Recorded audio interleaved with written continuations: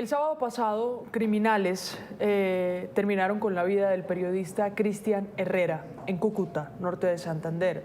Cristian, conocido por su recorrido y por su aporte desde el periodismo a esta región, como uno de los periodistas regionales de mayor relevancia en nuestro país, especialmente en un territorio que hoy vive diversas complejidades. Saludamos hasta ahora a Carla Niño, ella es la esposa o era la esposa de Cristian. Carla, buenos días. Y primero les tiendo nuestro más sincero abrazo y acompañamiento y lamentamos mucho el asesinato de Cristian. Buenos días, Luisa. Buenos días a todos. Carla, además de la extensión de ese abrazo de acompañamiento, le quisiera preguntar, ustedes hoy, usted, su familia, ¿tienen protección? ¿Están protegidos? Pues Luisa, el esquema que está asignado a Cristian en este momento está con nosotros, esperando que hagan una evaluación de seguridad para nuestra familia, porque él siempre había pedido que fuera extensivo a su familia, pero nunca lo habían hecho, solamente era para él. ¿Por qué Cristian pedía en reiteradas ocasiones eso, Carla? ¿Qué temía Cristian?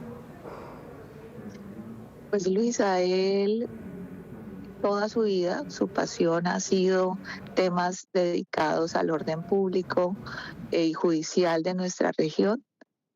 Cúcuta y norte de Santander es una región que abunda todo este tipo de temas y de problemas de orden público.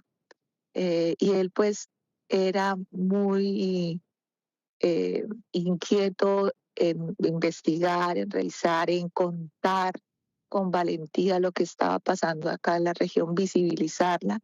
Y pues para él era un peligro que pues estaba él y pues también estaba su familia. Entonces él siempre había solicitado que se extendiera al grupo familiar, pero pues en sus evaluaciones y demás, eso solamente se lo asignaban a él. Carla, ¿qué pasó ese día? ¿Qué pasó ese sábado? ¿Cuáles eran los planes de Cristian ese sábado? ¿Qué hacían ustedes ese día que terminó bajo el blanco de los criminales que acabaron con la vida de Cristian? Bueno, a ver, un sábado para nosotros era un sábado de descanso, era estar en casa, no salir, sí, compartir los dos el espacio con el niño, eh, con mi hija.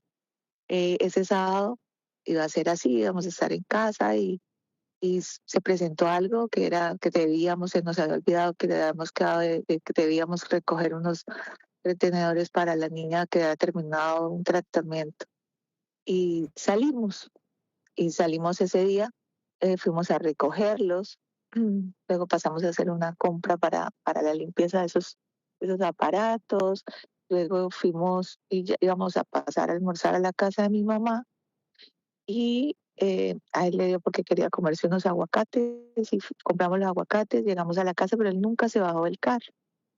Al momento de nosotros llegar a la casa, él estaba, pues ese día había hecho una publicación en su página, había colocado un tweet y estaba escribiendo, porque esa era su vida, contar, escribir.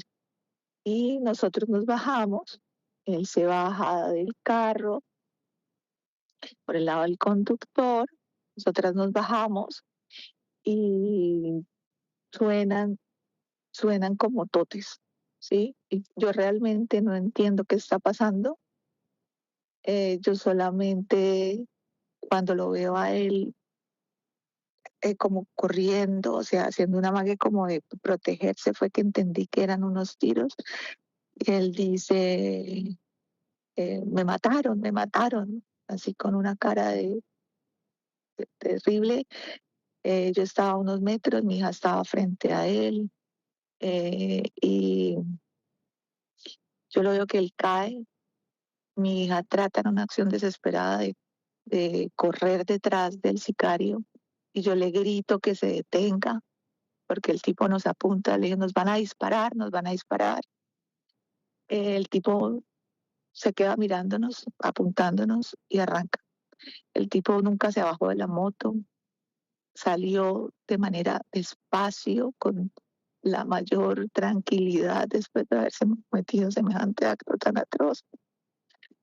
Y yo caigo a los pies de él a decirle que me mire, qué está pasando, a colocarle la mano en su herida, porque eran muchas, o sea, yo no sabía ni por dónde, qué hacer en ese momento. Fueron los momentos más angustiantes y desesperantes de mi vida.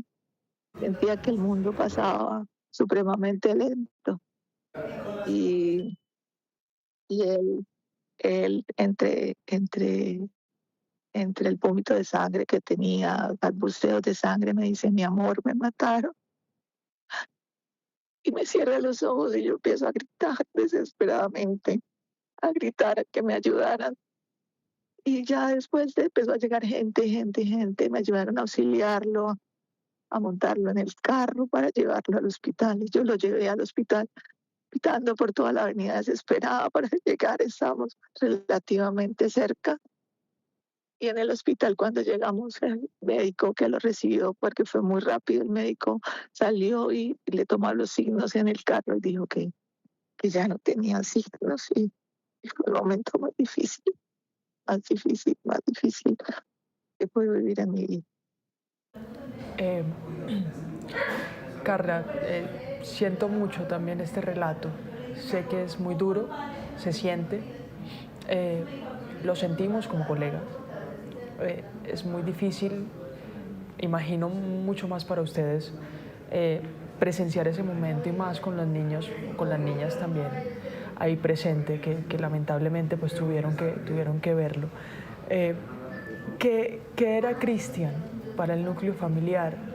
Ya lo conocemos como un gran periodista regional, como una persona inquieta, curiosa, responsable desde el periodismo, pero para el núcleo familiar, usted que narra esto que sucedió con tanto dolor, ¿qué significaba o qué era Cristian?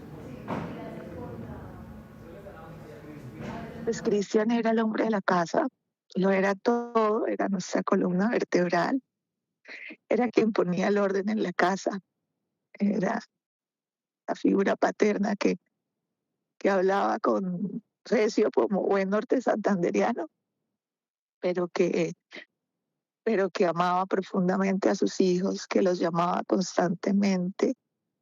Para él, ¿para qué existían las llamadas si existía la videollamada y los podía ver? Para él era más importante verlos porque pues en su trabajo él estaba todo el tiempo trabajando y sacaba un tiempo para verlos, para hacerle videollamadas, los llamaba constantemente, estaba preocupado del colegio, de llevarlos, de recogerlos, de estar atento, un hombre amoroso. Él físicamente él era muy, parecía como gruñón, pero yo conocía al Cristian con el corazón más hermoso del mundo, amoroso, tierno. Ese era mi Cristian. Carla, ¿qué le dicen las niñas hoy? ¿Cuántos años tienen ellas? Bueno, ellos, la niña y el niño. Pues sí, Gabriela tiene 19 años, Sí. Cristian Andrés tiene 12, Gaby pues está fuerte, entre comillas, pero pues con un vacío enorme en su corazón porque su papá lo era todo para ella.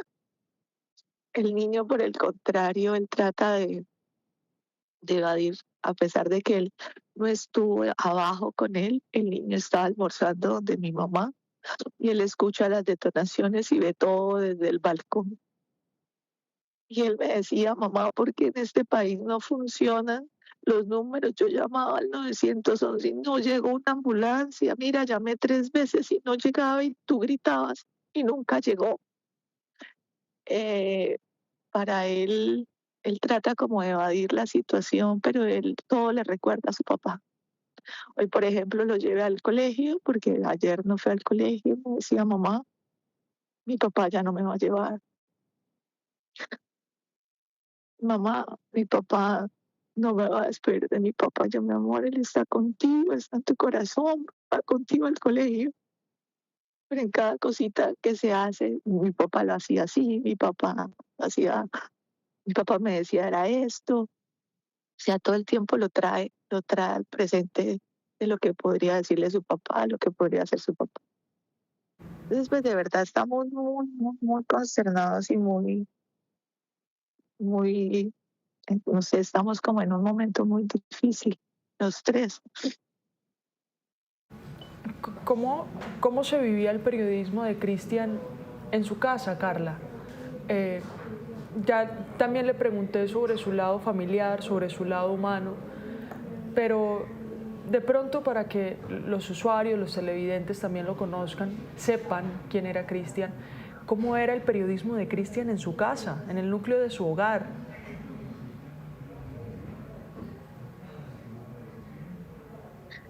Bueno, a ver, para Cristian el periodismo era su vida entera. Para él la noticia era lo más importante. Tenía que ser contada y tenía que ser con la inmediatez que llama la noticia. Eh, para él había un caso y él salía corriendo, él no le importaba nada y así yo lo conocí y así la familia lo entendió. Para nosotros podríamos tener un almuerzo familiar y salía una noticia y él salía y no había una discusión, ni un problema, ni una pelea porque no estuvo, sino por el contrario era el apoyo de que fuera porque sabíamos que eso era lo que a él le apasionaba. Cristian era de los que, eh, sin importar la zona o el lugar, él llegaba a cubrirla. Eh, tenía tenía siempre como primicia la responsabilidad, entregar las cosas, contarlas bien, investigar antes de poder llegar a sacar una noticia que no fuese realidad. Entonces, ese era Cristian en el periodismo, arriesgado, valiente, responsable, amaba su profesión y sobre todo la libertad de expresión.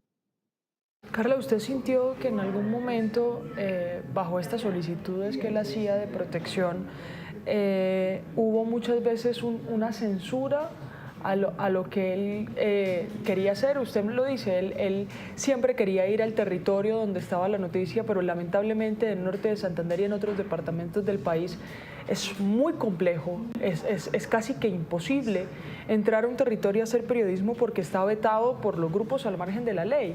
¿Sentía usted en algún momento que Cristian, aún queriendo contar una historia, se detuvo por riesgo? Cristian jamás se detuvo por un riesgo. Para él primero era su noticia. Obviamente que el tema de la seguridad y demás siempre le colocaban obstáculos, pero él siempre buscaba la manera de cubrir su noticia. O sea, para él la noticia era lo primero. El tema de la seguridad y demás, eso, él siempre iba detrás de la noticia. No, para él no habían detenciones. Eh, él siempre quería cubrirla. Claro, claro. Mire, Carla, eh, también para las personas del norte de Santander, eh, ¿podemos tener un poco más de detalles de cómo va a ser la despedida de Cristian?